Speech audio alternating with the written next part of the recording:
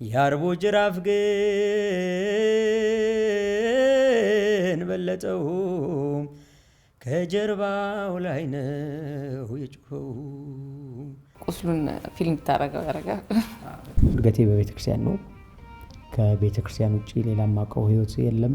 መቼም ያን ያህል ሰዓት የእመቤታችን ስም እየተጠራ ዝም አትል፣ መቼም ትመጣለች። አሁን ድረስ ማውቃቸው አባቶች አሉኝ እኔ የብር ኖት ሳያውቁ የሚኖሩ እውቀትም አንጻው የሚያሳድጉ አባቶች ናቸው። እግዚአብሔርን ትቶ ሰው ከኖረ እንዴት ለዛ ይኖረዋል? እንዴት ወደ ዝማሬ አገልግሎት እንደገባ ላንቺ በጎ የሚመኙ ደጋግ ሰዎች ድምጽህ ቁጥሩ ነው፣ ለምን መዝሙር አትዘምርም፣ ለምን መዝሙር አታወጣም የሚሉ ግፊቶች ይኖራሉ። እውቀት ቢሆን ችግሩ ተምሮ ከሰዎችም ጠይቆ እውቀቱን ሊያገኘው ይችላል። የማንነት ችግር ከገጠመው ከማን ያገኘዋል?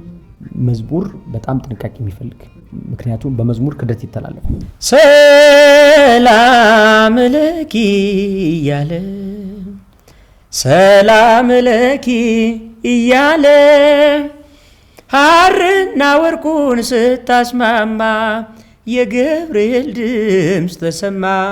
ግጥሙን ብቻ ለመቀበል 3 ወር በተከታታይ ደውያለሁ። በተከታታይ ማለት በተከታታይ በየዕለቱ አንድ ቀን ሳልፎርሽ። እኔ አላምንም። እውነት ይሄን ሰው ይልገላገለው ተብሎ ነው የተሰጠው።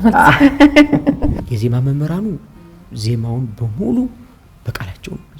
የሰንበት ቤት አገልግሎት እግዚአብሔር የሚባርክበት ወጣትነትን የሚባርክበት ጊዜ ነው። የነ ቅዱስ ዳዊት ዝማሬ አሁን ምን ጸልየው ዲያብሎስን የሚያርቅ ድው የሚፈውስ ጸሎት የሆነ ዝማሬ ነው። አዳምንም በቃሉ እኮ ማዳን ይችል ነበር። የሲና መልማል የሙሴ ጽላት ዝማሬ መላእክት ያሰማል። አሜን።